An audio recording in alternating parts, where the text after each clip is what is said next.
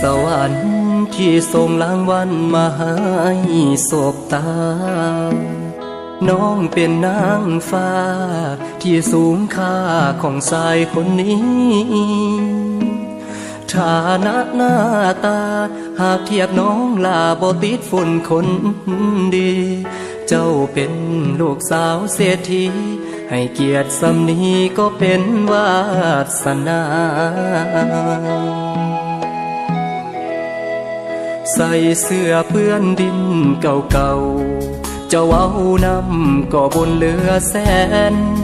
ต่อให้อายขึ้นกกไม่แม่นขอน้องเป็นแฟนก็บ่ถึงดอกนาน้องอยู่สูงเกินไป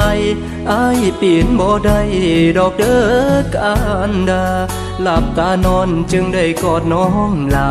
พอตื่นขึ้นมาก็เป็นเพียงความฝันความฝันบ่เคยเป็นจริงความจริงเป็นสิ่งบ่ตายต่อให้น้องนั้นมีความหมายแต่บทสุดท้ายอ้ายก็เจ็บคือเก่าสูงก่อนปลายเผาอ้ายต่อไม่สาวยังแย่บ่ถึงย่านเดย่านหักขาดครึ่งตกมาแต่ถึงบ่สมเจ้าคน